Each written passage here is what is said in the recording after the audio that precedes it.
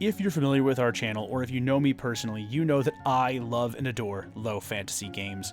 There's something about the high levels of danger, the dark and gritty world feel that I think really does lead to both player engagement and GM investment, and it's one of my favorite systems to run. However, recently we've been talking a lot about high fantasy, lots of magic, and a lot of discussion on the cool stuff that you can do because of that. And that's left me, and I think a couple members of my Discord, feeling a little left in the dust because they love low fantasy. So today, we're going to talk all about creating the ideal low fantasy game. Hello, I'm Kyle Ott. I am the Dork. Welcome to Desks and Dorks. Couple things. If you would like to leave us a like, a share, a comment, a subscribe, those things absolutely help us immensely. If you really want to help us keep the lights on, the best way to do so is to purchase our games, either physical or digital copies, from the links in the description below. With that out of the way, let's move on.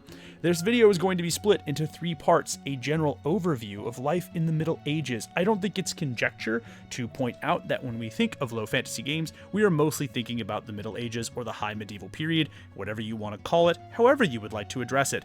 Again, that's not conjecture. The best-selling low fantasy games either draw heavily from or are directly inspired by the Middle Ages, and because of that, I think I would be doing you and myself a disservice if we don't get a general overview of what life is like in the Middle Ages, or I think what a lot of people miss out. I am actually uniquely qualified to talk about this because I, technically speaking, am a medievalist. I have a medieval history degree that was confirmed to me by the lovely university, Mount St. Mary's University in Emmitsburg, Maryland, where I had to defend my findings with real historians. It was really cool. I had a lot of great teachers, some of whom are nationally published and nationally renowned scholars, which is actually awesome. I love the medieval period. It's my favorite time of all, and I love that I get to dive back in and use some more of my scholarly research that I really haven't gotten a chance to do. I may or may not have busted out a few old college syllabi and some old reading material from those bygone days before I made games. Then, we're going to be talking about some gameplay suggestions and ways to make your game feel both more low fantasy and more intriguing and engaging, and finally, some suggestions for different low fantasy role-playing games that you might want to run. But before we get into that, we've got to talk about safety tools again. I mentioned safety tools before when I talked about my horror role-playing games and my tips for doing those things, and I actually found a lovely RPG consent checklist. This actually I got from the Monroe County Library, or the Monroe Public Libraries. I have included a link to this in the description below. It is completely and totally free. The reason I am including this is the Middle Ages, and actually, I'll be honest, a lot of human history focuses on some pretty messed up stuff. I personally find that to be really engaging. I think it adds a great level of intensity and drama to the games that I play, but again, these are games, and you should be checking with your players before and during your game sessions to make sure that everybody is okay. I also want to take this time to address some comments from that horror video. I had a lot of people be like, basically just sort of denigrating the kind of content that we make because we talk about safety tools. Here's the thing. Safety tools are the industry standard. If you are going to be a professional level GM and get paid for it, you will be expected to have safety tools present in some way, shape, or form for all of your games. At its heart, this channel is about helping people to raise their game, and as somebody who does get paid and is a professional GM, I gotta tell you, this is the industry standard. You might as well start working on it now, and also, if it's the industry standard, you probably do want it for your games. I also want to address one more criticism of the safety tools that I didn't get a chance to really formally address, but some people are talking about the lack of immersion or the immersion breaking nature of a safety tool. And while yes, most safety tools do either prevent or cause a break in immersion, I often think that that is a totally fair trade to make sure that your players are comfortable. The reason I include this checklist is a lot of people said, in some less than kind ways, that people are supposed to be mature and walk away from the table before something happens. Well, I'm going to give you suggestions about some low fantasy games that you might want to play, and so why not look at those beforehand, fill out the things in the checklist, show the checklist to any of your potential players, and give them the opportunity to walk away as an adult. That way you don't have to have that immersion break. Okay, let's move on.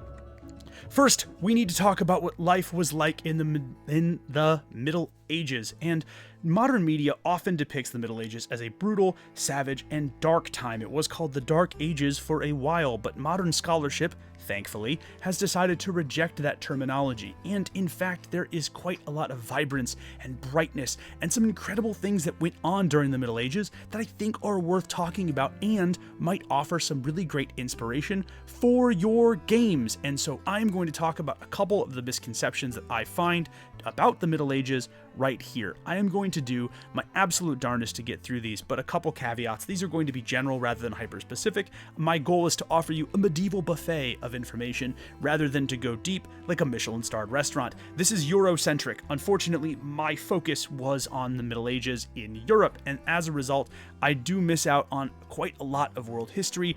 Again, my apologies. Those times and those periods, those places are really, really interesting and they're worth engaging with. I just don't feel like I have the level of expertise and professional knowledge to make those a part of this presentation. I will do my best to include some additional sources if you are interested in those things.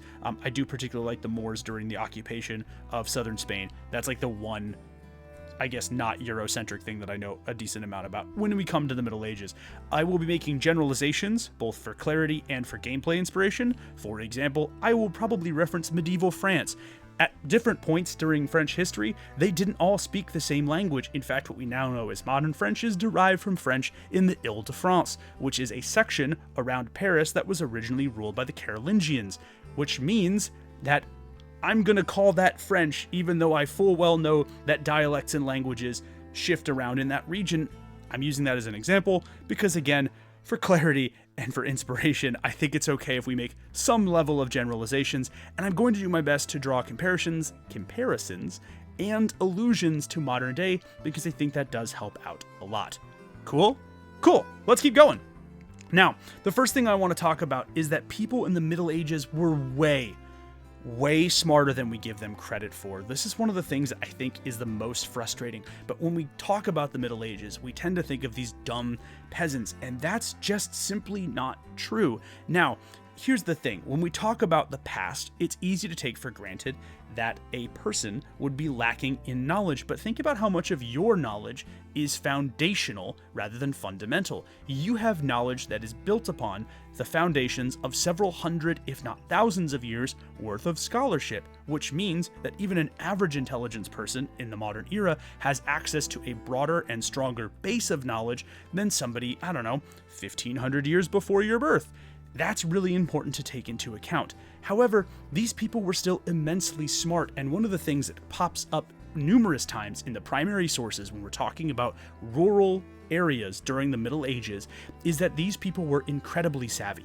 Yes, a lot of them were subsistence farmers, but along with being a subsistence farmer, think of the number of different tasks, skills, and trades one might pick up in order to be successful in doing so. A farmer doesn't just have to plow his field, for example, they also have to raise and herd livestock, learn to thatch a roof, learn to sew, to mend clothing, learn basic woodcraft skills in order to repair fences, learn trapping and fishing in order to help supplement a diet that would have been protein lacking in many different areas. Remember, a lot of the stuff that we would use to help lead to the population boom in Europe, cough, the potato, doesn't come into play until about the 1500s, which means that there are quite a lot of skills that a medieval peasant is going to have and use and learn to get good at in order to make a run at actually surviving and maybe potentially even thriving.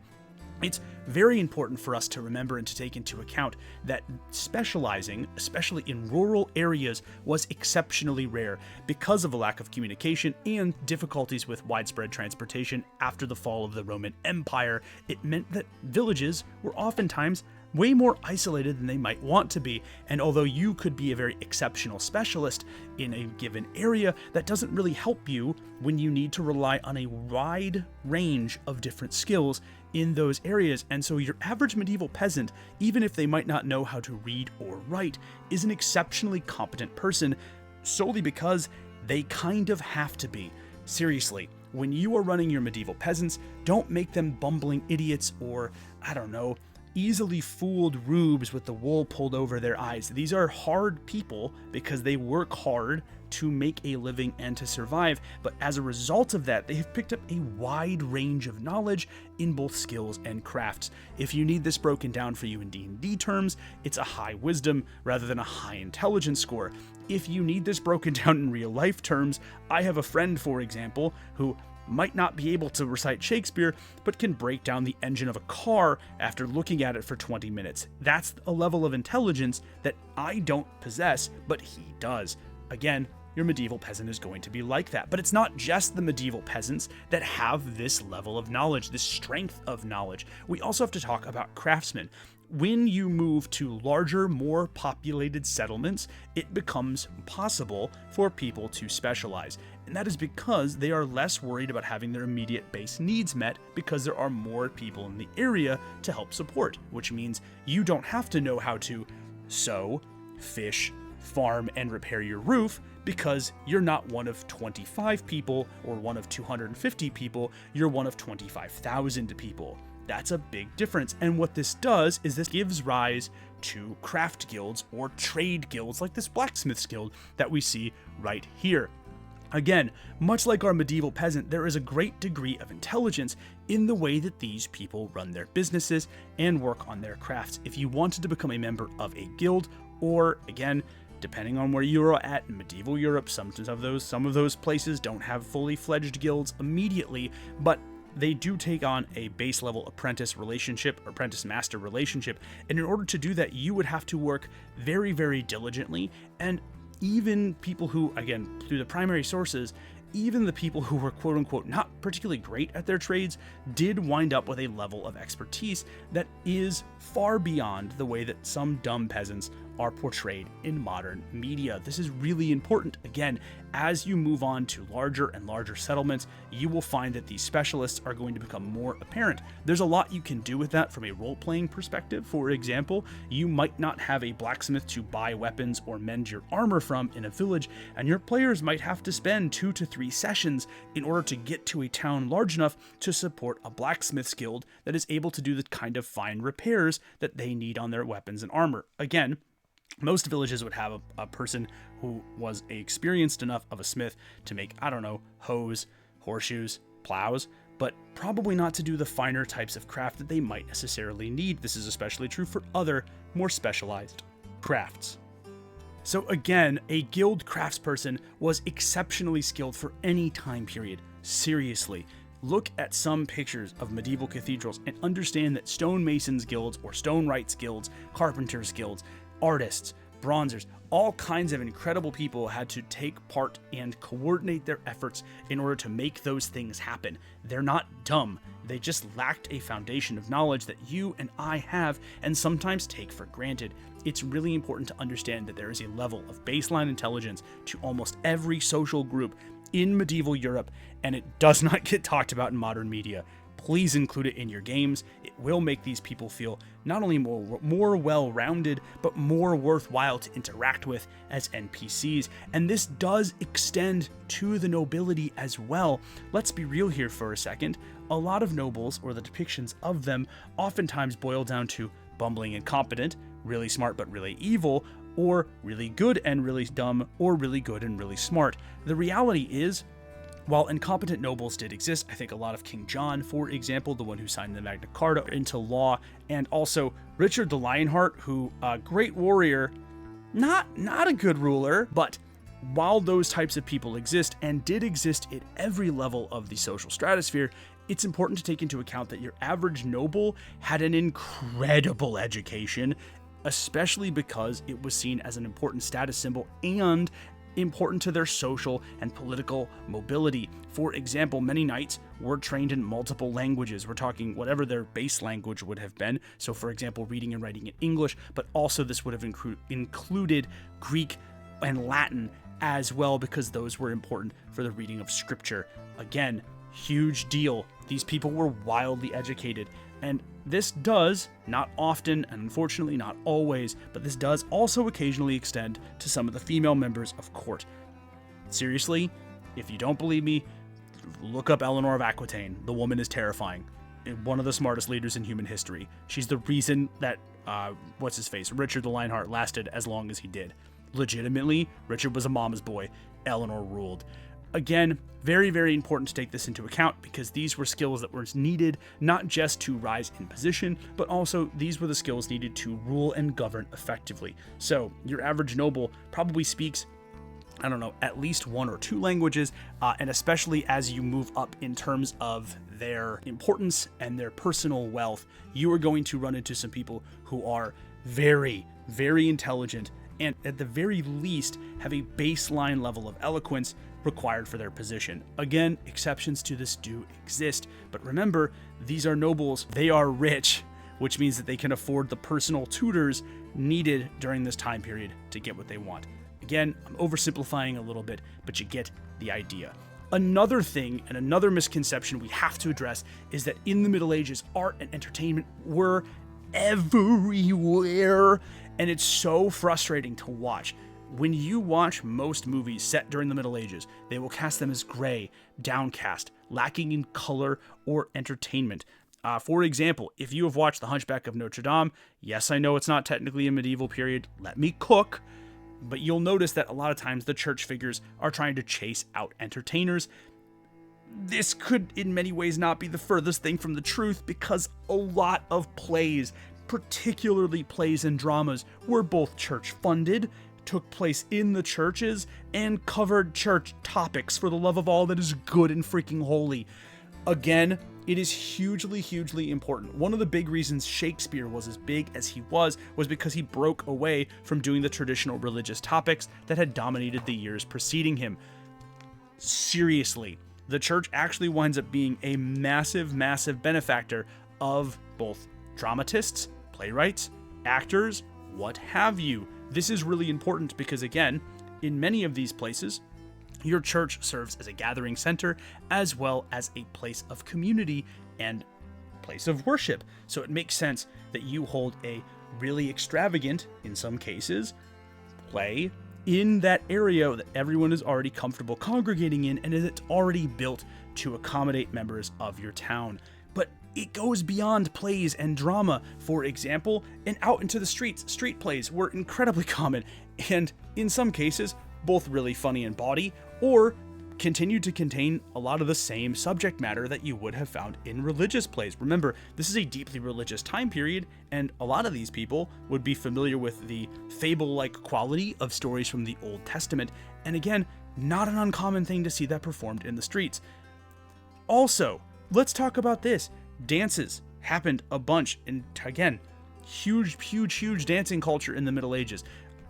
Musicians, massive flautists, violinists, lutes, mandolins, bagpipes, whatever you want to call it, there are tons of roving street musicians, and if you were decent, you could make a pretty good coin. We have a couple different primary sources about street musicians and their importance both militarily, but realistically, as a form of entertainment as well. Remember, there is no medieval TikTok here, people. We can't go on to, I don't know, YouTube or ye old tube.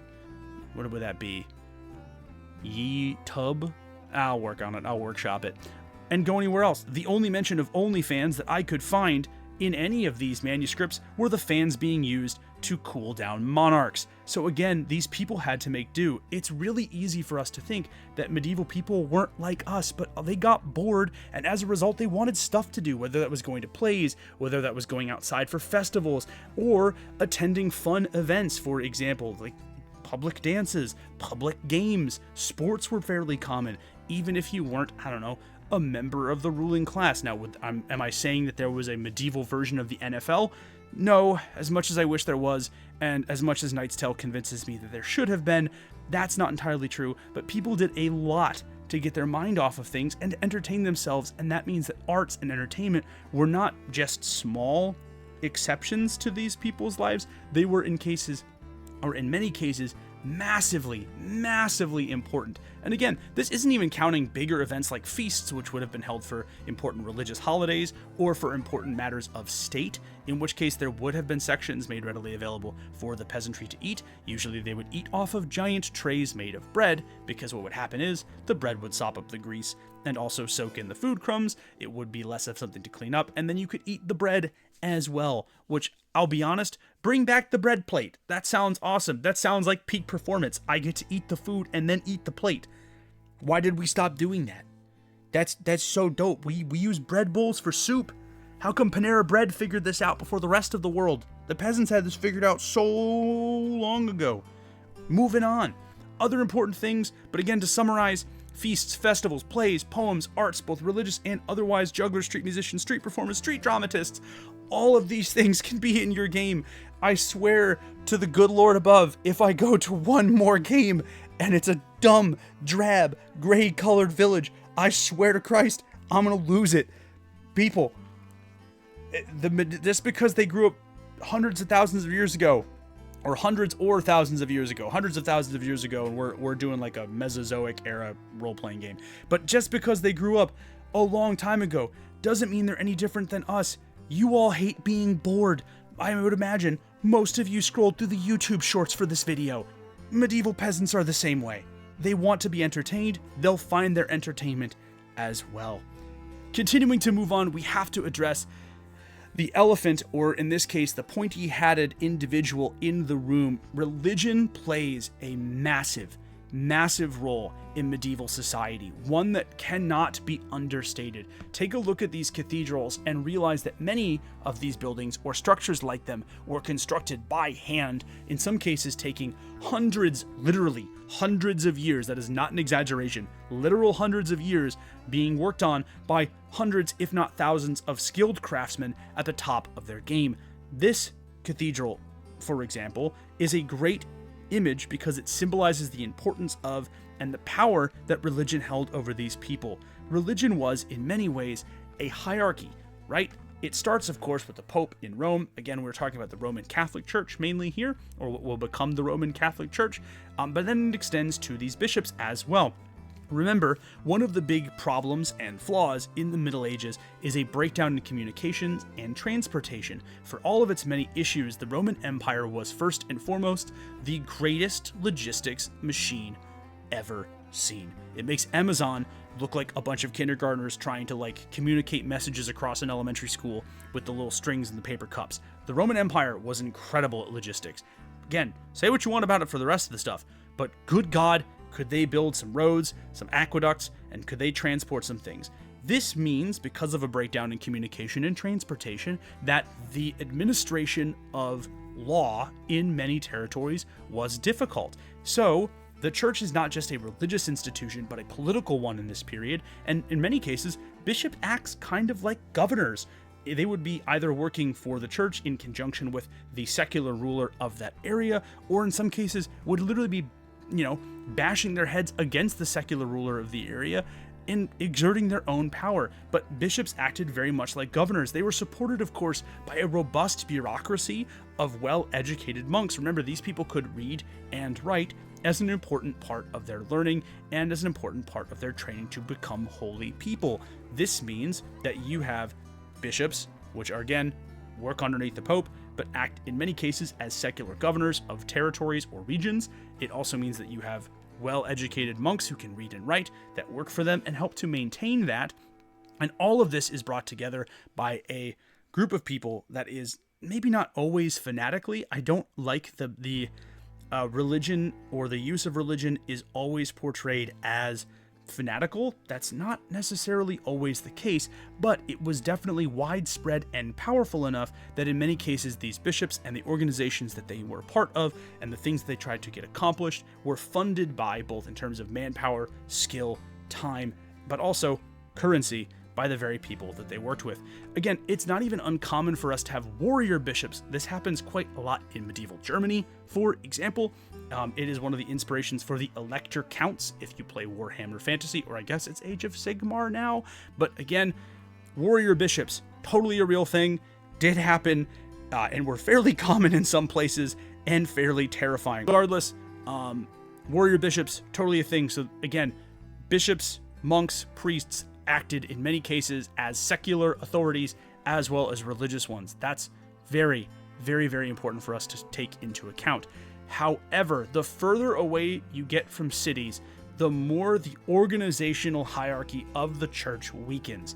And it weakens in some interesting ways. We drift into folk religion the further away you get from the control of the Catholic Church. Even if your village has a priest or a person who is working at the stead or at the behest of the church, it's important for us to take into account that important folk traditions and folk religious movements and elements might still exist. But Kyle, you might be saying, surely that's not entirely true. Well, it is, and actually, it happens in the church itself. One of the really common things, or not really common things, I should say, but one of the things that does crop up are these things called book curses, which, despite being a form of magic, B, punishable by death, and C, definitely totally heresy.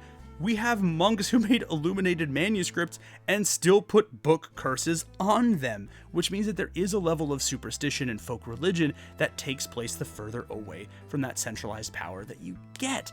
This is also true, for example, by the way, I'm using this as a point. I know this is not in the Middle Ages. This takes place in the 1700s, but treasure hunting in the Holy Roman Empire was massive. And those beliefs, the idea of using folk magic to help you discover treasure, took root several hundred years before that during the Middle Ages.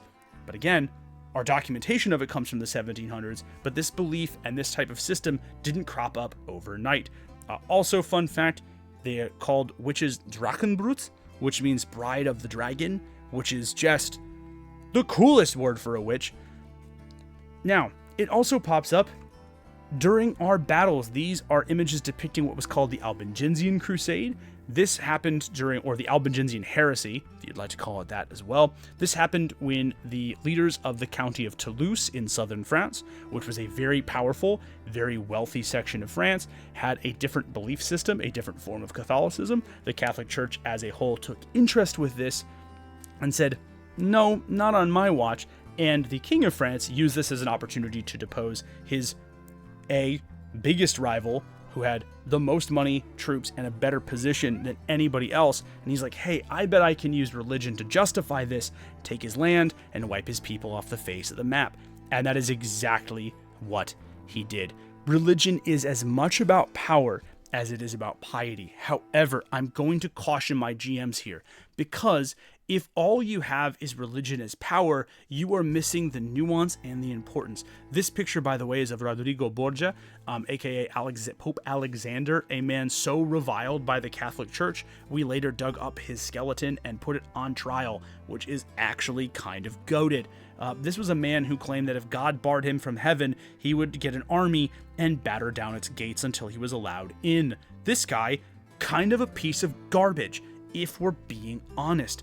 And there are priests and religious figures like him. However, it's important to note that at this time, the existence of God and his miracles were considered very important, if not outright fact. And if you're going to include religion in your game, my recommendation to you would be to give an example of positive piety as well as negative piety. Give us an example of a monk or a priest, somebody who is actually trying to do the work as best as they can for the lay person, which is exactly what you would call somebody not religious or not serving in a religious community, but trying to serve the lay person as best they can, literally giving the shirt off their back if needed to.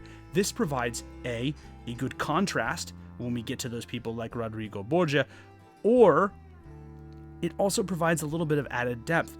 Religion is a really important thing in role-playing games, and it doesn't get brought up quite enough. This is, I think, especially true because Dungeons & Dragons is polytheistic, but also true because even characters, at least in my experience, who have the access of a divine being, don't generally tend to engage with them as something that is a widespread and deeply entrenched part of their life, and it would have been for these individuals. So I think you should have negative piety in these games. You should have priests and bishops and high-up clergymen making bad deals a la Frollo from Hunchback of Notre Dame, but I think you also need to include positive examples of this as well, because that sword cuts both ways, and it's going to lead to a much more nuanced and more well thought out, a deeper version of this world for your players to engage with.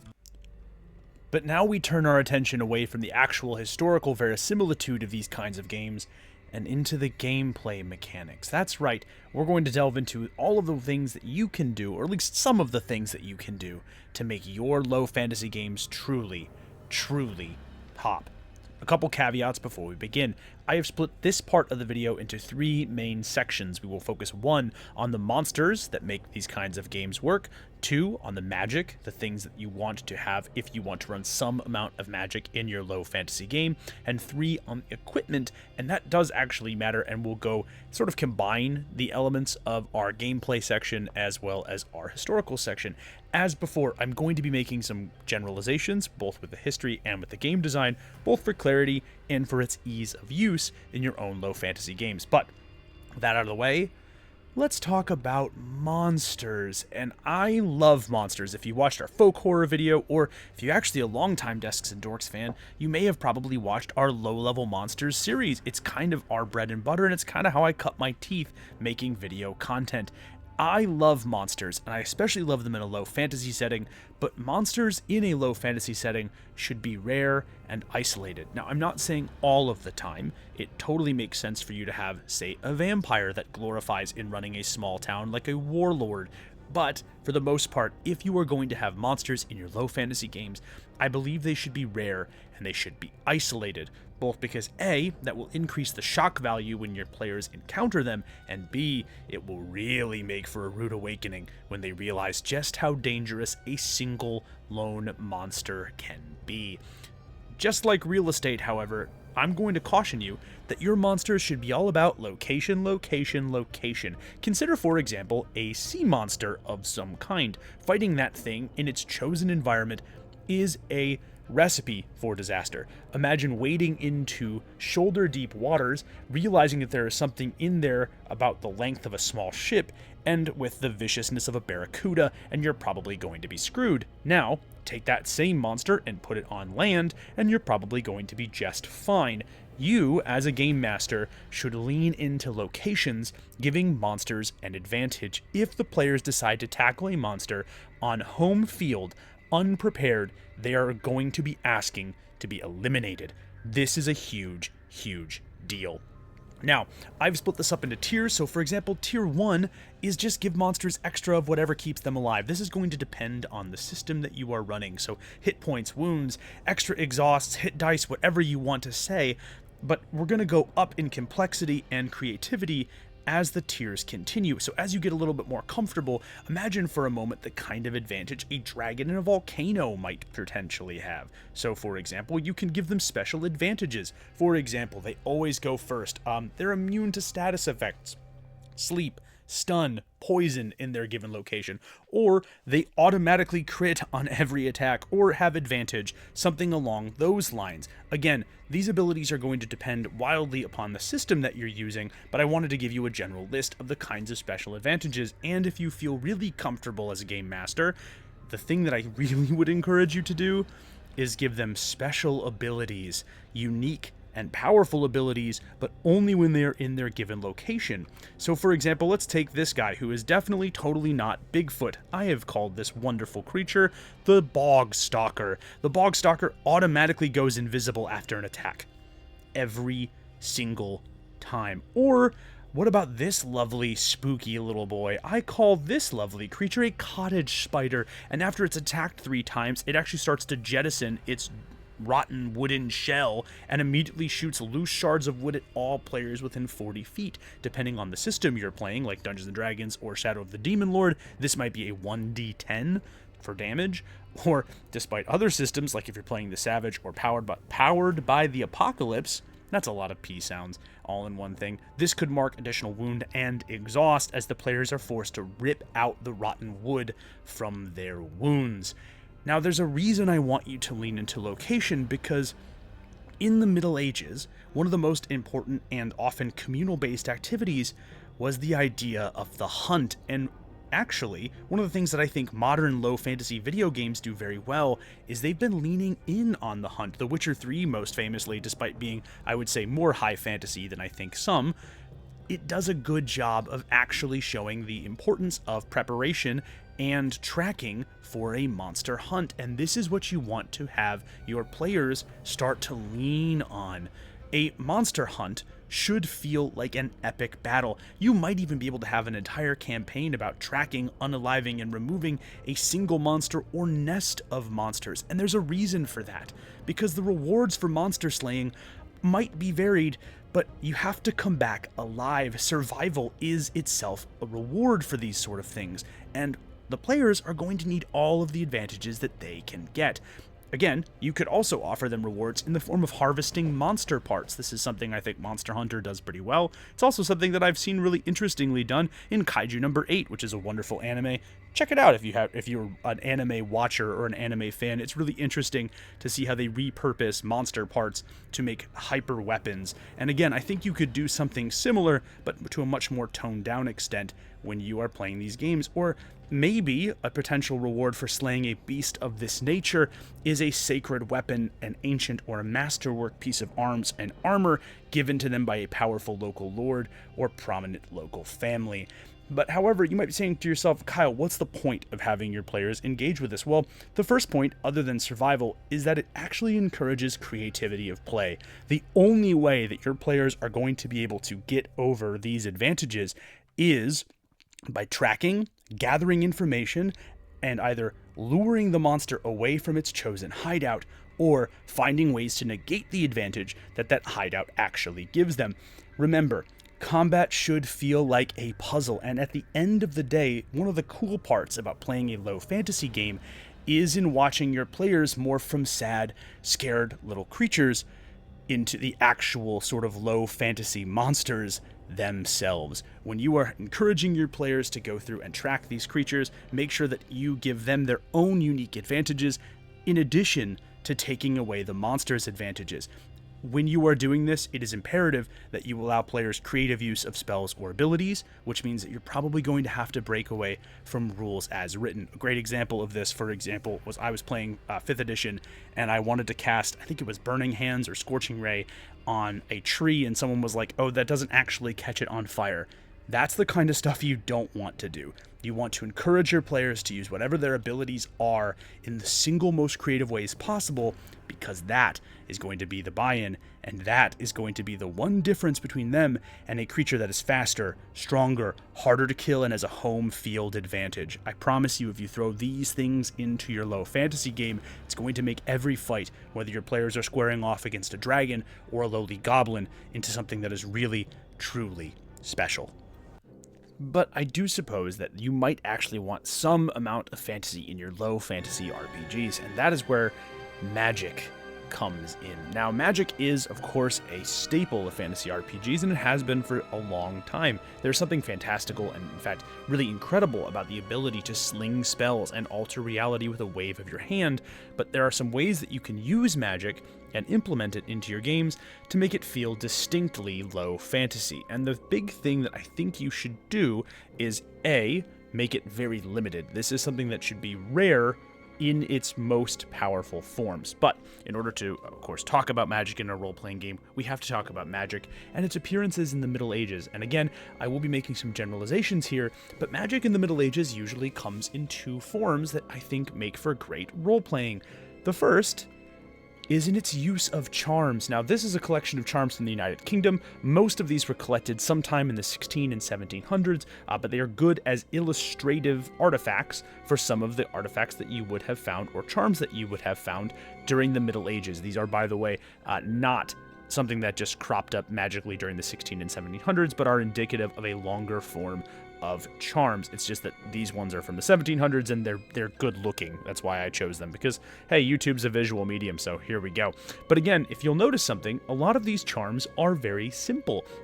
For example, you might have noticed the playing card, the 9 of spades, in the top left-hand corner, or some animal's femur bone that has been polished and shined. Charms do not have to be super incredible, ornate, or expensive looking, and in many cases, much like with folk religion, which we discussed earlier, folk magic was something that was both deeply personal, natural, and was just kind of cobbled together from whatever a peasant could find lying around. I've enclosed a couple other examples. I particularly like this voodoo bottle looking charm. It's not actually a voodoo bottle, but I do like the idea that they're putting in needles and nails into the cork as a way to ward off evil. This was an anti-curse charm, an anti-magic charm.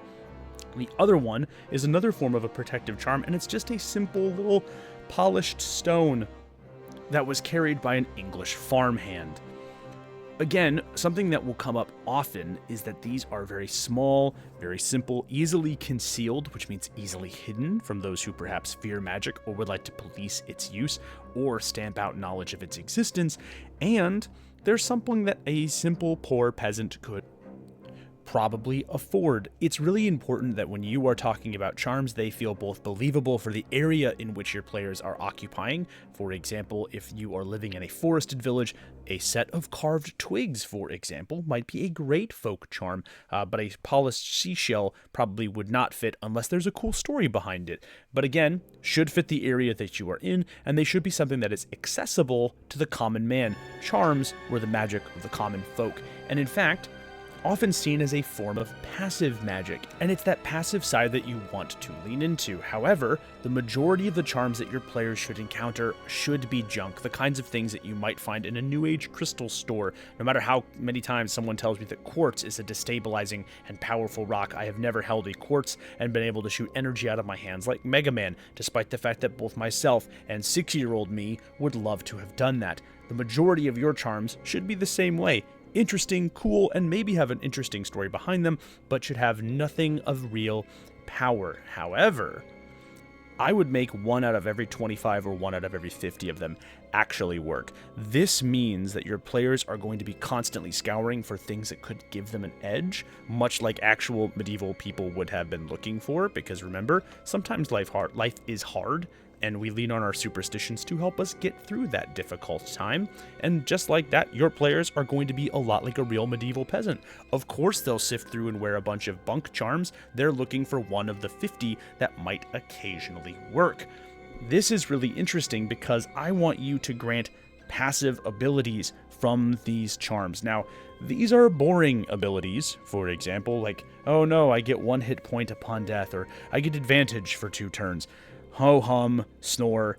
I don't like these. Remember, folk magic feels loose. It feels like the rules don't always make sense, and they should lead to great role-playing as well as being kind of esoteric and intriguing. So, for example, these are some things I would love to include if I am going to throw folk charms into my game. So, always getting restful sleep, the ability to only speak with sheep, but goats really, really, really hate you. Poison in soup, being rendered powerless, or whenever you go hungry, you actually get to find a small amount of food within a day or 2. These are simple types of folk magic that are hard to define at first. So for example, imagine the party is trekking through the wilderness and they're wearing that charm that gives them food every 2 days, and all of a sudden they come to a town and it just happens to be a festival dedicated to the town's founder, and suddenly all of the players get loaves of bread, and they're thinking to themselves, well, that's a wonderful little bit of, luck, a wonderful stroke of fortune. And then another 2 days goes by and a pheasant just happens to walk into their path and drop dead. Again, wonderful bit of luck. One of the things that you will find as you GM more is that your players are far smarter and far more observant than even you realize, because I have run folk charms like this before, and it's been really interesting because there's usually 1 person in the party. Sometimes it's the note taker, but more often than not, it's the party's jokester that's like, oh my gosh, guys, we get food every 2 days. It must be one of the charms. And a lot of times they'll be like, no. The rest of the party will be like, no, it's not the charms. That person was 100% correct. I love this sort of loose folk magic that really does encourage a level of role-playing, and again, it encourages buy-in from your players. Just like a real medieval peasant, they will be wearing a bunch of charms, not realizing which ones work because they're looking for the same advantage. Now, if you want to do powerful magic, and I mean really, truly powerful magic, then the best thing that you can do is lean into the idea of ritual magic. Now, we have many examples of medieval magic rituals. There's an entire witch hunting handbook called the Malleus Maleficarum, which is a real witch hunting handbook. It has a couple things that were outlined in it. But again, we have evidence of rituals, either religious or magical based, dating all the way back to the pre-modern era. You, as a GM, should lean into the powers of these rituals. Now, there's a couple characteristics of a ritual, but one of the most important is that it must be long and arduous. True power comes with true work. It must take time for the caster, or in many cases casters, to assemble the necessary components, draw the necessary runic symbols, and assemble the necessary practitioners in order to make a ritual of this nature actually work. They should take massive amounts of prep time, and you can make an entire adventure around either stopping or helping to complete a single ritual. A couple things that I've listed out on the screen, so space, exotic materials, exact specifications. Again, all of those take prep time. Lower level rituals should take days or weeks to complete. A lower level ritual, for example, might be something that, I don't know, conjures a sun to help, shed light upon a dark village, or conjures up rain to help the crops. But harder rituals, more powerful rituals, should take weeks, months, or even years to complete. And that is because these are dangerous and not always successful. In a low fantasy game, it is imperative that you make your casters either people who are so desperate that they feel the need to use the powers of magic, so curious that there is nothing else that can answer them, or so ambitious that they see magic as the only tool that can help meet those ambitions. Because in low fantasy games, magic should be dangerous and not always successful. It is entirely possible and plausible for a ritual to go awry and destroy its caster and all the practitioners around it. And again, the more powerful and dangerous the ritual, the greater the rewards. Now, there's some things that you could do to make this into a gameplay mechanic. At tier 1, I would say it's a 50% chance to fail with a 5% advantage, or 5% of that 50% chance taken off for every advantage. These advantages could include every additional practitioner, backup components, total solitude, extra sacrifices. And the sacrifice part matters because if I'm going to lean into the game rules, the power of each ritual should be commensurate with the sacrifice. We have examples of animal sacrifice dating all the way back to the biblical times, but we also have examples of animal sacrifice in the Middle Ages. It was not totally uncommon.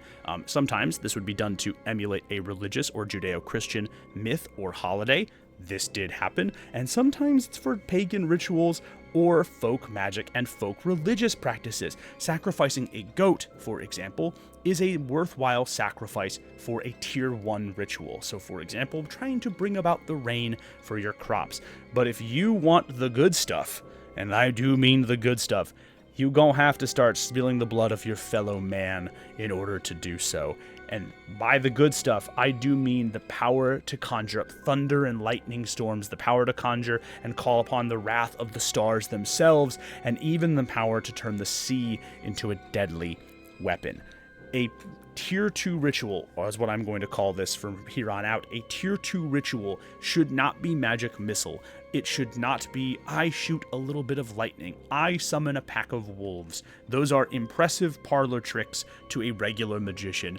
If a tier 2 ritual goes off, it had better crack the sky above and call down the wrath of heaven and earth, because that is what is being risked and what is being sacrificed. The greater the sacrifice, the longer the time, and the higher the risk of failure, the greater the payoff. You want magic in your low fantasy games to not only be rare, but so rare, so powerful, and so dangerous that the idea of facing a singular wizard feels apocalyptic. And a final word about wizards. There is a reason that the lone spellcaster, the lone wizard trope exists in fantasy games. Consider the kind of person that is willing to sacrifice as much as is necessary to perform these kinds of rituals. The kind of person that would risk both their life and the lives of everyone around them in pursuit of blind power and total and complete ambition. There is a reason the lone wizard trope exists, and in your low fantasy games, just like you have monsters as these isolated and rare figures, those that distance themselves from civilization in an attempt to keep prying eyes away, so too should you lean into the lone wizard trope here. Usually I'm not a trope fan, but in a low fantasy game, it makes total and complete sense why an evil dark wizard would choose not to become a member of society. Again, there are always going to be exceptions to this rule. If you want to have a scheming mayor of a town turn out to be a dark spellcaster, unwittingly bending the citizens of their village to his dark will, that's totally fine. But for the most part, just like monsters, your wizards should be rare, they should be dangerous, and they should be isolated. But to go against the threats of this world, the wizards, the monsters, the cataclysmic rituals, and the folk charms that these characters are going to have to deal with, they're going to need equipment, and that is a very, very important thing, because usually in a fantasy game, your shopping trips look something like this, but in reality, in a medieval setting, your shopping is probably going to look more like this, or maybe even perhaps this. One of the things I would like to take into massive account when I am running a low fantasy game and talking about low fantasy adventures with my players and fellow GMs is it's very important that we are keeping the type of equipment that our characters have access to both realistic and useful. There is a fine line to be walked here. You don't want to make it so historically accurate as to be completely and totally useless against the 300-pound lizard that the party is going to fight at some point, but you do want it to be accurate enough that the players are going to give you their attention, their focus, and that buy-in that makes the games like this so enjoyable. And it starts with armor. Now, you would not be remiss when thinking of the High Middle Ages and conjuring up an image of a knight in shining armor, or, if you're a fan of Game of Thrones, maybe a grizzled knight in dented, dirty, and blood-spattered armor, but a knight is probably what you conjure up in your head. There's a couple misconceptions when we talk about the Middle Ages that I'm going to get into in just a second, but it usually starts with plate mail. Now, a couple things that I want you to know is that, one, it is entirely possible to be both fast and effective in plate mail. We have numerous examples in primary sources and in historical eyewitness reports of knights being able to do incredible feats of athleticism in plate mail, one of whom, by the way, was a guy named William Marshall, often called the Lance of Christendom, a guy who fought in the Crusades basically at a time when most people were dropping dead of malnutrition. He died at around the age of 90, by the way, in his bed after fighting in multiple crusades and unhorsing Sir Richard the Lionheart, or King Richard the Lionheart, I should say, with a single blow. We have reports of him essentially scaling freestanding siege ladders, of running up and down battlements. There is reports of a French knight who, by the way, could climb a siege ladder with just his arms in full plate. So these were incredibly articulate pieces of protection and allowed for a pretty decent range of movement. Now, yes, you are going to be slower in a suit of armor than you would without, but to say that these are cumbersome is a gross oversimplification. Knights also were not the only ones that used these. We talked about the warrior bishops back in the religion section of this video. They would have had access to these things as well, and well-to-do sellswords, mercenary captains, or merchant knights would also have them too. By the way, if you're ever curious about the etymology of the word freelance when you're hiring a freelance artist or editor, it's because knights who were not associated with a king or duchy or other political organization or religious organization would often sell their services to the highest bidder, which means they were a lance that was free for use or free for hire, aka a free lance.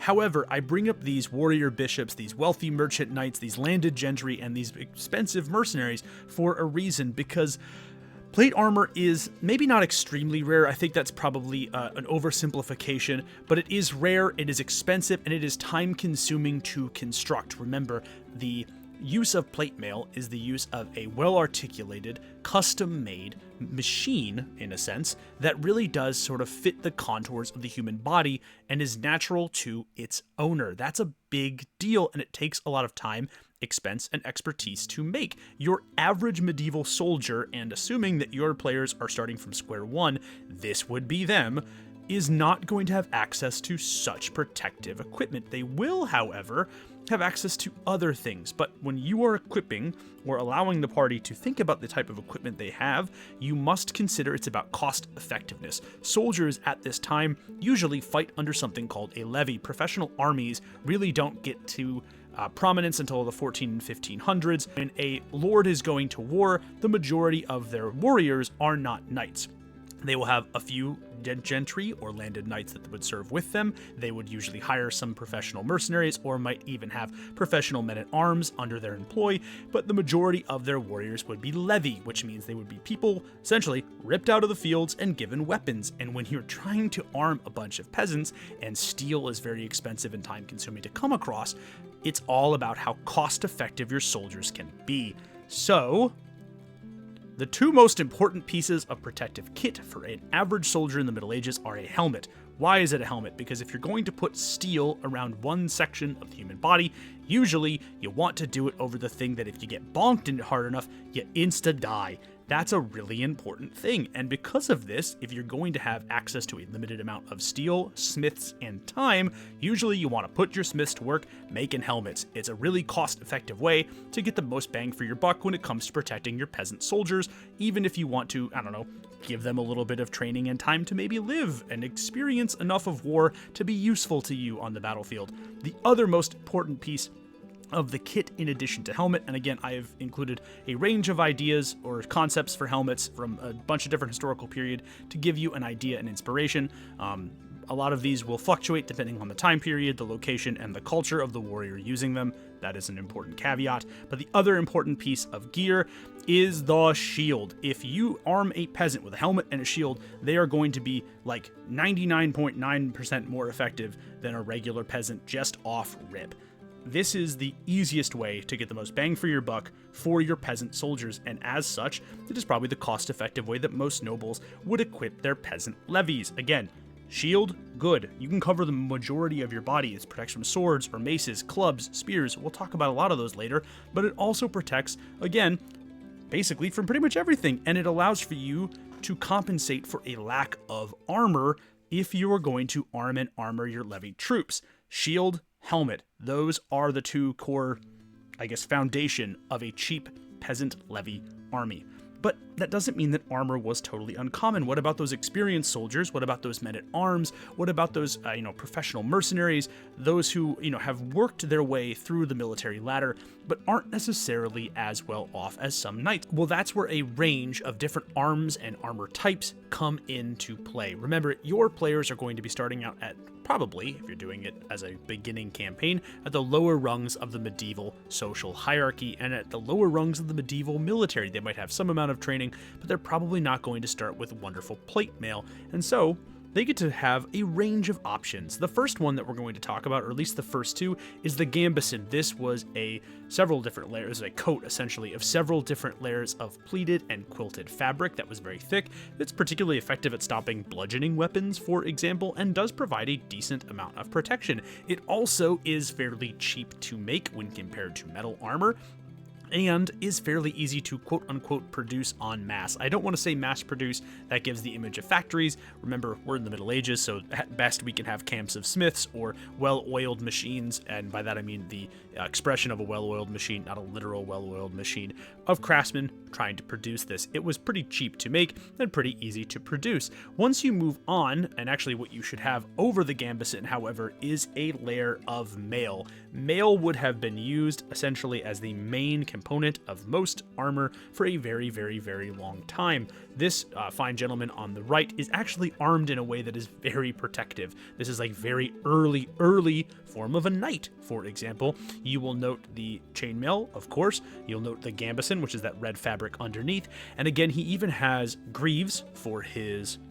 shins to protect those legs. Very good. And the wrist guards right there on his arms to protect those as well. He's got a shield, he's got a helmet. This guy is kitted out and ready for war. And your players, who might not be able to afford a full suit of plate, it is entirely possible that they will be able to afford gambeson and ringmail in order to help protect themselves.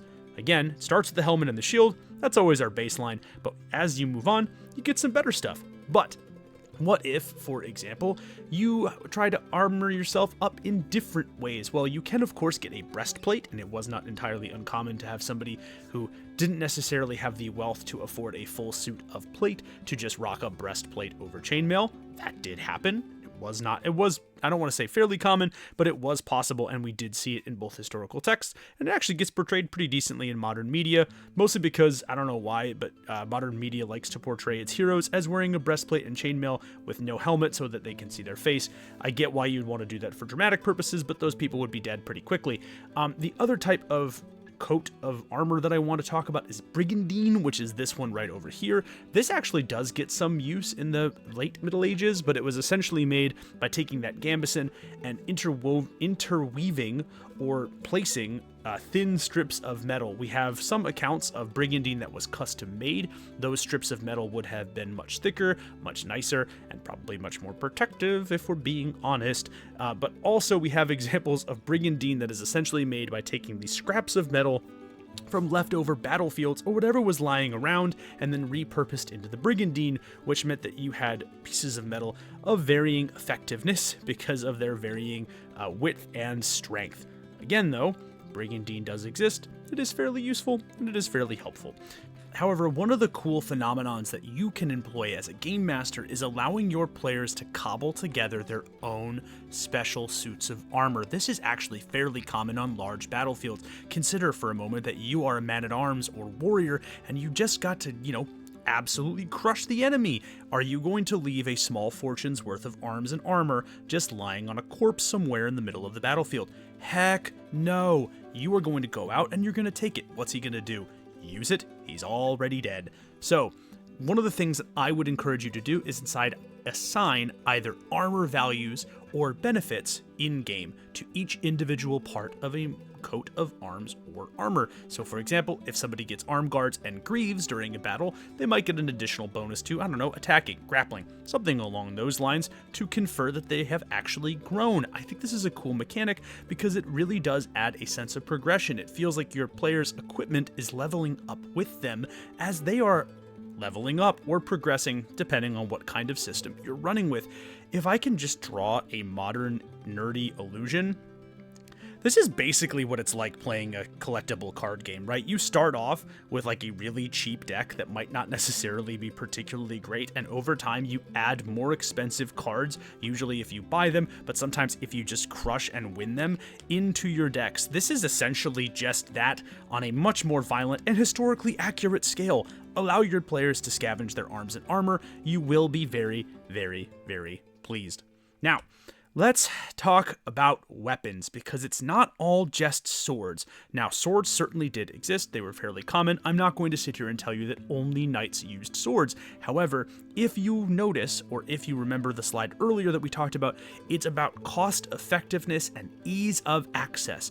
And so when it comes down to those things, there were three kings of the medieval weapon world, and we're going to talk about them now. So, the first one is the humble dagger. Consider for a moment the use of a dagger as a tool. This is something you can use for hunting, carving, trapping, fishing. Also, if you are a medieval peasant and you walk into a village, this is a knife that you might be able to use for any of those things. It just also happens to be an incredible weapon that is very, very useful. It's also relatively easy and cheap to make. Basically, anybody can craft a nice dagger for you, and you can actually, with a piece of, sharp scrap metal and some leather, probably cobble together a decent excuse for a dagger yourself, or at the very least, a shiv, right? It's also easy to conceal, and it doesn't sort of raise those social norms or those social alarm bells that carrying a fully fledged double-bladed battle axe will when you actually walk into the center of a village. One of my favorite accounts of knives being used and the social contract of having access to these knives is we have an early example of an Anglo-Saxon king actually being stabbed with poisoned daggers in the middle of his camp, and his bodyguards just let these two people who stabbed him walk right by them because in their culture, these were tiny hunting knives. What were they going to do? So, again, this weapon, the dagger, is like the GOAT of medieval weapons because it is cheap, easy to access, easy to produce, easy to conceal, doesn't raise any suspicions, and in fact, if you're wondering, oh Kyle, that can't be true, how many people truly fought with them? The answer is tons, actually. We have numerous, this is a recreation, by the way, this is not actually what the real manual looks like, but we have numerous examples in medieval fighting manuals of dagger techniques. Now, some of these will include the rondelle, which is a rounded stabbing dagger that was particularly effective and nasty at getting through the gaps of plate mail armor, which is kind of cool. But we have numerous manuals about the fighting techniques for dagger and shield, for two daggers, for dagger and sword, for dagger and cloak. And in fact, there are so many different ways that the medieval warrior would have used a dagger. It is a natural sidearm, and it was almost ubiquitous throughout the entire time period, and it's one that often doesn't get sung about enough, both from a historical standpoint or a gameplay standpoint. The other one that I want to talk about is the axe, the simple woodcutter's axe. Remember, necessity and cost effectiveness should be the watchword when you're doing equipment in your games. And again, as most, or at least a vast majority of European peasantry were subsistence farmers or craftsmen, they would have all had access to the axe. This breeds two effective things. One, if you're really good at chopping through thick corded wood, you're probably going to be strong enough to take this axe and chop through thick corded muscle and human bone. And two, you already have access to this weapon. Why not just take the weapon that you have grown accustomed to, and instead of turning it on trees, you turn it on humans, like some sort of demented champion to Captain Planet. And again, you see this in the modification of the axe as it goes from being more of a tool to more of a weapon. The first axe that I showed you did not have access to those points on either the top or the back of the axe. Those points, by the way, would have been used to puncture through the gaps of armor. Say it with me, folks. Again, this is an effective killing machine, and it's more effective than that first axe, but again, you'll notice as knights and as professional warriors grow, they tend to modify the weapons that they are good with. And again, the axe is a very common one, and one that should see quite a bit more use if you're playing a low fantasy game. But the king of all low fantasy weapons, it's not the sword, which again, I know it is like the first one that everyone thinks about, but historically, not the sword, because there's one weapon that is far more cheap and far more cost effective than even the axe or the dagger when we're talking about the wide scale uses of battle. It's not the longbow. The longbow, by the way, actually takes a great deal of training to be truly effective with. Ask the Welsh. No, dear friends, our most cost-effective king is the humble spear. The spear is the true goat of the medieval armory. It's not even close, baby. The spear is so good for a number of different reasons. The one is it is effective against the number one and most crushing advantage in medieval warfare, which is cavalry. That's right, folks. Spears are incredible at horses. Spears are incredible at horses. No, spears are incredible at turning horses into horse meat. That is truly one of the biggest advantages. The access to reach of a spear helps to compensate for the sheer force of a horse, and it also helps to compensate for the shorter range of some weapons that a knight might employ from horseback. Horses do not like running at large groups of pointy things. It's one of the reasons that levy spearmen put into massed groups were effective against cavalry charges, but it goes beyond that. Spears can be thrown. Spears can be used to make an impromptu barricade, either by planting them in the ground in earthworks or by using them, again, in a spear wall called a skiltron, if I'm getting that word right. But again, incredibly effective at blocking people off. You can use these to block off things if you are a town guard, for example. The spear also is dirt freaking cheap to make. And again, for its cost effectiveness, it is an incredible weapon on the medieval battlefield. You have a weapon good against, again, the most prominent and most powerful part of the medieval army, but also one that is dirt freaking cheap to make, and most importantly, really easy to train people on. The spear is so simple to teach someone. Gaining effectiveness with a longbow or a sword can in many ways take years of practice, training, hard work, and dedication to master your craft. You can get several thousand or several hundred peasants into shape or into relative competence in the use of a spear in about 2 weeks. Now again, are they going to be masters? Are they going to be charging across the battlefield, spear in hand, like some sort of god? No. Are they going to be effective enough to put the fear of God into a cavalry charge when they are massed and holding and braced for that charge? Yes. And remember, medieval combat is about cost effectiveness and necessity, which makes the spear the true king. Also effective at hunting, by the way. Again, super useful. A lot of these medieval weapons would have multiple uses. Very important to take note of that. And again, if you don't believe me, here are some wonderful little images of some medieval fighting manuals. Again, this is for spear on spear combat, but these manuals do include information on spear on sword combat, and of course, spear on dagger combat, because we have to have the dagger. It is an important and useful item. Now, If you were going to put this into your game, I would suggest that you should allow weapons that are cheap and plentiful. So for example, any of the weapons that we covered here, I would allow to be halved in cost, whatever the cost is, or you could honestly just allow players to get some of these for free, like a dagger or an axe, a club, or a spear. Again, that's going to make things relatively effective and efficient for those players, or you can even allow players to gain a sort of proficiency or additional bonus with weapons that they are familiar with from their past in a village or their past in their backstory, which I think is actually a really cool way for you to handle the use of these kinds of weapons in a low fantasy role-playing game. And last but certainly not least, this does mean that you should make it a big deal when your players do get access to master-crafted arms and armor. Again, the rewards that your players are going to get don't always have to be monetary. You all know my thoughts on gold at this point. But again, make it a big deal if the players rescue the young son of a master blacksmith and they offer to make really good armor for the players. That is a huge windfall in their favor. If the players, and because of their heroism and their heroic deeds, are given the chance to study under a sword master and be granted an incredible sword as well, that's a big deal. You want to play up those heroic moments because those things are truly going to be what allow your characters to sing. To go back to my Magic the Gathering analogy from earlier, this is like getting the really expensive rare card to shove into your deck, the one that when you play it, your opponent groans and they can see the game. Make those moments big because it's going to make all of those little moments of historical accuracy and difficulty all the more meaningful for your player base. But with all of that being said, I promised you all some wonderful low fantasy role-playing game recommendations. I will not be mentioning any of the games that Desks and Dorks publishes, although we have run low fantasy versions of most of them.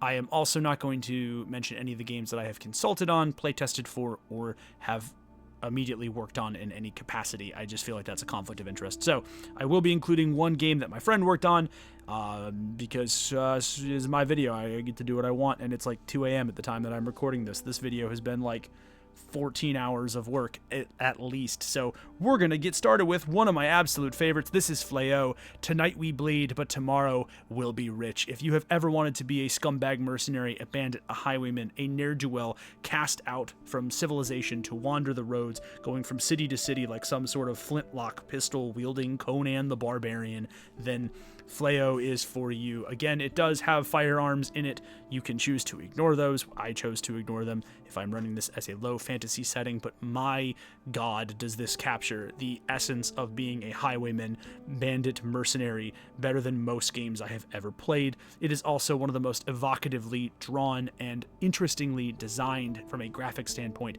games that I have ever read. It is a lovely and captivating read. I really, really enjoyed this one. I backed this on Kickstarter about 4 years ago.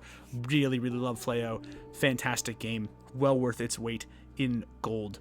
One thing, though, to the makers of Fléau, for the love of all that's good and holy, please put high-res JPEGs of your game online so that I can talk about it. I have talked about this in dozens of videos. I have tried to find good pictures of your game every single time. They don't exist. It is 2 a.m. at the time of this recording. I am slowly unraveling my brain. Please make sure that you find good pictures so that I can hype you up. Cool? Cool. Let's also talk about Shadow of the Demon Lord. God, I love this freaking game so much. Look at this skeleton. Look at it necromant itself out of a man's torso. Yes, I used necromant as a verb, and I'm not going to apologize for it because I am the Demon Lord. Surprise, that's the end of the video reveal. I love this game. If this image puts you off of it, this is not the game for you. I included this as a litmus test. Again, this game absolutely freaking rules. If you want a fantasy apocalypse, basically through the lens of the Book of Revelation, with clockwork monstrosities that you get to play and bioweapons that are actually orcs but they're like stitched together by Frankenstein, then this game is everything that you want. It's everything that I love about dark fantasy that is amped up to 11. You can choose to tone down some of the more fantastic elements, for example, if you would like to, but I do run this as a low fantasy game, and it is truly amazing because this is a game where magic and monsters have such heavy, long-lasting, and drastic consequences. It is a wonderful time. I cannot sing the praises of this game enough. I love Shadow of the Demon Lord so freaking much. I think this game is brutal in all of the best ways. Zweihander, this is the one that my friend worked on. He was part of the Kickstarter for World of Game Design. Shout out my boy Zach. I love this one. I love games with heavy player consequence. I love that it is historically inspired, and I also just like to say the word Zweihande, which, by the way, is a two-handed German greatsword, or a claymore, a flamberge, whatever you want to call it, from whatever country you choose to talk about it. But it's a greatsword. A Zweihander is a German greatsword. Yeah, I really love it. I think this game is absolutely phenomenal. It's brutal, it's dark, it's messy, and good Lord Almighty, I love it. It's like chowing into a big bowl of Oreo pudding without using your hands or any type of spoon. That's how dark and messy it is. And no, I am not apologizing for that literary allusion. We're moving on. Lamentations of the Flame Princess. This is one of the main reasons I included safety tools in the beginning of the video. I have played this, loved it, read it, loved it. But this is a game that deals with the darkest parts of man's psyche and their actions, especially during times of war. This is a fantastic freaking game, and it is wonderful to play. It is a tour de force to play and read. Love it. It's very good. Again, this is like 90% of the reason I talked about safety tools in the beginning, because this game deals in some very dark, very messy, very unpleasant subjects that usually accompany historically accurate warfare, sieges, and what happens to the occupying populace of a town after it's been taken over by an enemy during wartime. Also, very important to make note of, but its creator was embroiled in a lot of controversy. So again, your mileage may vary. Please use the safety tools. Please check in with your players, especially for this one. I will add to this caveat, however, that its free adventure, Better Than No Man, that it had for Free RPG Day is one of the best adventures I've ever read. Full stop. It's really great. This system is really cool. So, last but certainly not least, the OG, the granddaddy themselves. It is Warhammer Fantasy Role-Playing. God, this is such a cool system. Again, this is more heavy fantasy than most low fantasy games that I have talked about, but again, feel free to tone down those topics. It does also skew a little further into the technology scale like Fleo does, because I do have access to flintlocks, muskets, cannons, whatever. But again, your mileage may vary. I like to take those elements out. This game, I do think, is very gritty, very dark, and if there's one thing that the Warhammer Fantasy role-playing game does well, it is world building, baby. It is so good at that, and I think that is worth the price of admission alone. All of these games are phenomenal. Again, you probably have your own recommendations for them as well. If you do, sound off in the comments below.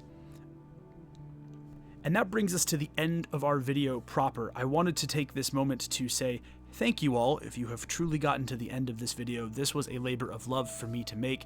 I absolutely love and adored this. I was set down this path by Zoe from our Discord. Thank you, Zoe, for giving me a chance to engage with my earliest and deepest loves, which are both storytelling and medieval history.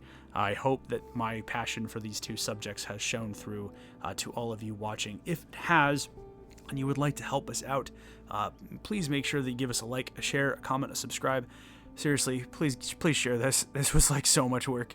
I would just, if this is the kind of content that you would all like me to continue making, please blow this one up more than you blew the stupid gold video up, because like I feel like this is like the best piece of content that I've ever made and produced, and I love it, and I think it's really good, and I would like it to do the commensurate numbers. Even if it doesn't, though, I'm actually really happy that I made it. I don't think I would change anything with it.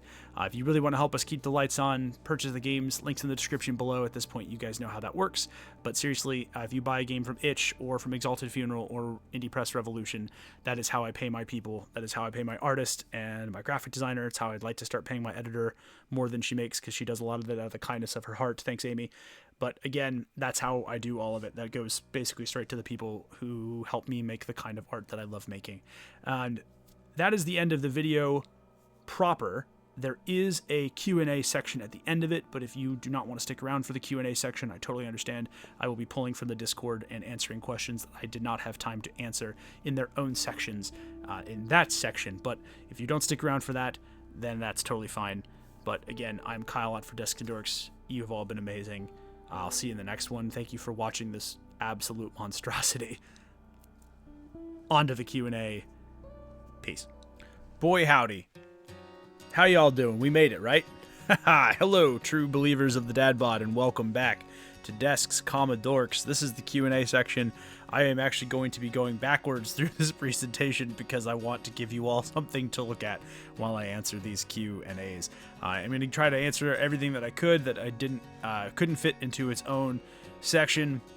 But yeah, let's do Q&As. This is not scripted. I'm not editing this because it's late and I need to put music into everything at the time of this recording. So, one of the main questions was, how do towns change? I don't think towns change all that much in a low fantasy setting because I think you are leaning more on the historical side than on the fantasy side of things. There are probably going to be small changes. For example, I don't think there's going to be nearly as much prejudice against magic in a world where you know magic exists. However, that might actually be the opposite, depending on how dangerous or violent or how many people have died to that magic prior to that. How adventuring changes. You must be mad to do it, as Zoe pointed out in the Discord. I don't actually think that that's necessarily true, right? I mean, think about mercenaries, sellswords, town guards, knights. I mean, those guys are basically doing what is essentially adventuring work just against humans, and they did it too. I think people are willing to do a lot of stuff in order to make their ends meet, as it were. Or to quote Victor Xanatos from Gargoyles, if you pay a man enough, he'll walk barefoot through hell. What do monsters look like? I do think I did a good job answering that. What does noblesse oblige look like? This is a concept, by the way, only pillars of the concept of chivalry. And what does noblesse oblige look like? It's non-existent. It was actually pretty much non-existent in history too. I hate to burst your bubble there, but the idea, the myth of the chivalric knight is essentially just propaganda by the ruling class to help, placate their serfs. No, legitimately, there were a couple knights that did practice chivalry. I mentioned Sir William Marshall. He's another example of that. But again, that is not somebody that is the exception that proves the rule. William Marshall was an exceptional person in a time that was not true. Noblesse oblige basically didn't exist. If you were a knight, you had the power, the wealth, and the means to do so. You took what you wanted. Now, granted, they did have some limits to it. The church did try to police the worst offenders, for example. Like we have a couple cases, I think, of knights who were abusing their serfs or using prima nocturne, which is the right to the first night. Basically, you get to sleep with somebody's wife during the marriage ceremony, but the church tried to curb down on that pretty hard, and but that was basically just to keep the peasants in check. For the most part, noblesse oblige does not exist. How does religion change? It doesn't. Again, I think you lean in on monotheistic religions, or at least different pantheons. I didn't get a chance to talk about non-Western history as much as I would like, but we do have examples, and we actually know that medieval scholars were exposed to non-Western religions, so you could have access to a number of different deities. But again, I think you can adapt a lot of the concepts that we talked about religion-wise into there. Dorks asked about the monster-supported ecosystem, and he brought up Delicious and Dungeon, which is absolutely true. I wish I had brought this up. I did actually considered it, Dorks, but there was quite a lot of stuff in that video. Yeah, I mean, monsters probably do have an ecosystem, but I do think monsters are their best when they are isolated and rare. That means that monsters you should treat as megafauna or apex predators. So one of the things that I would consider,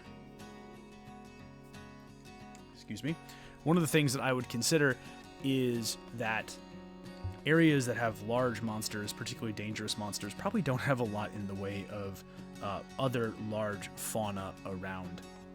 I think that is a big deal. Now, if you have smaller monsters in your games, goblins, sprites, whatever, totally fine. I just don't have a lot of smaller monsters in my low fantasy games. If you have smaller monsters like that, I think you can probably include stuff for the ecosystem.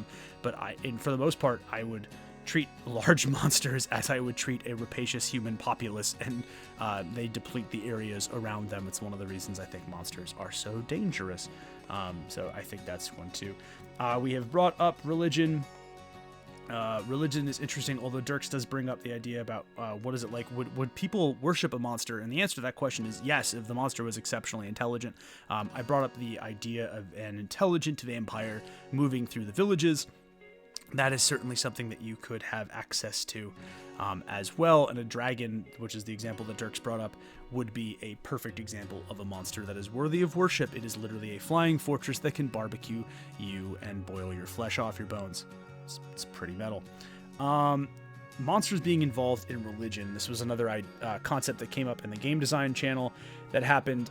This is very true in its myths, and I think you can certainly create very compelling orders of those. So weird disclosure that I didn't get a chance to talk about was like I at one point was discerning being a Catholic priest, which is kind of interesting. So I've read quite a lot of religious scripture, and it's actually interesting how many monsters sort of creep their way into scriptural teaching. For example, there's a monster in the book of Leviticus called the Leviathan, and it's like an immortal sea serpent, which might be where my thalassophobia comes from. But yeah, essentially this is used as an example of both the almighty power of God when we're teaching about that, as most of the Old Testament are simply faith stories. By the way, you're not supposed to believe anything in the Old Testament is real. There's a literal doctrine that's like, hey, yeah, this is all faith stories. It's like Aesop's fables. But again, interestingly enough, yeah, the Leviathan is used as an example of God's both all-present might. He was able to create an immortal continent-sized sea serpent, and then his all-knowing mercy or cruelty, right? He destroys the beast's mate and then curses the other one for eternal life. So it's either, oh yes, I was merciful to this evil creature, which could be a potential reading of that story, or also I am cruel enough that I will punish you to a lifetime alone without your immortal giant continent demon sea serpent soulmate. So yeah, if you're going to put monsters in religion, long answer to a short question, I would not make them actual real physical monsters. I would bake them into the lore or into the religious teaching. Low fantasy. Zoe mentioned Game of Thrones, the way their cities are built. So that's actually not low fantasy, which is kind of the cool part. If you're going off of I think the purest definition of low fantasy, you're not going to have access to large cities or massive walls, right? Even in Game of Thrones, one of the things that they mentioned was that a lot of these things were made during the Age of Heroes by Bran the Builder and the power of Dragonfire and the strength of the giants. And yeah, we don't really have access to that. And in fact, castles are in a lot of ways, they're still very imposing structures, especially at the time. But like they're far less imposing than you and I might think in comparison to like modern structures.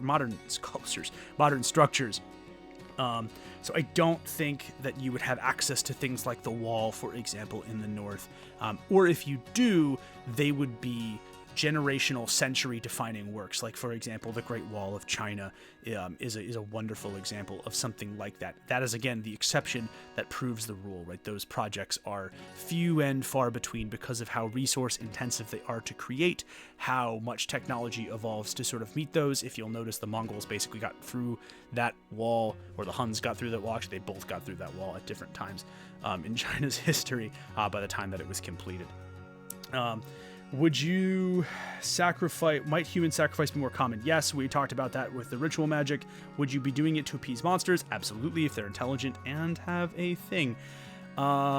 Salty Nick was talking about how magic falls under exceptions of the realistic part. I think I did a decent job of talking about that. What does being a monster mean? This is an interesting one, and this is might be my last question that I think I address in this video, or the second one that I address here in the Q&A section. But I'm just going to read Zoe's question here because it's really, really good. Exploring the concept of monster is also really interesting. Like, what does being a monster mean? Are they natural or are they created? Are they demonic or are they arcane? The short answer to that question is yes, all of the above. If you are making a low fantasy world, make sure that you have the ability to have your monsters have a clearly delineated and clearly defined, maybe not clearly delineated, but clearly defined, but have them have numerous different potential origin stories, right? It is entirely plausible and possible that you could get, say, a demonic being that is the result of a church ritual gone awry, for example. An arcane monster could totally possess the body of a wizard who messes up the ritual, and that's how you get some sort of arcane spell charged being. Are they natural? Yeah, I actually think the cottage spiders that I included earlier in the video, or the definitely not Bigfoot, could also be examples of natural monsters that are occurring. Remember, your world might be based on reality and include low fantasy stuff, but again, megafauna like that are going to be a thing too. And last but certainly not least, communication. We did not get a chance to talk about this, but messenger was a real job.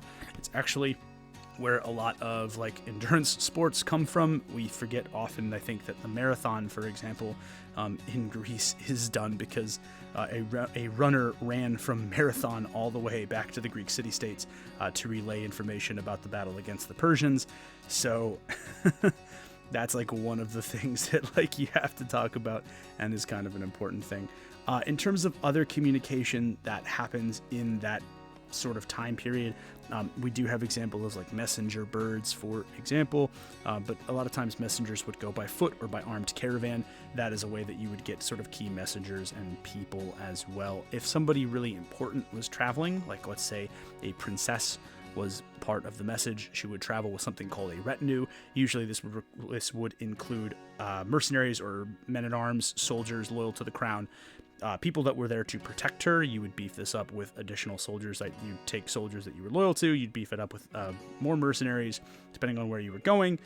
This would also include retainers, which were other nobility who were loyal to the crown, and then other hangers-on, servants, sundry people as well. A lot of times you would send an important person to communicate a message as well.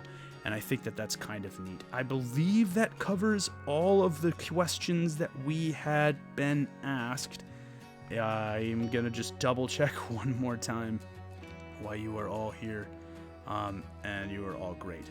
So, sincerely, all right, that does look like it's all of them. If I missed one, I'm sure I will hear about it in the comments below. Thank you again to everybody who watched it. If you decided that you wanted to stick around for this particular section, this was unedited because, again, as of right now, it's like 2:30 in the morning, and I will probably be up very early again because I have other work I have to get done. So, but I really wanted to get this done. At the time of this recording, there is like 1 hour. There's there's like 2 hours and 45 minutes worth of content that I recorded for this, and I managed to pare it down to like what we've got right now. So in any case, you guys are awesome. This is the true end of the video. Thank you all so much for watching, if indeed any of you still are. I really appreciate it. Peace.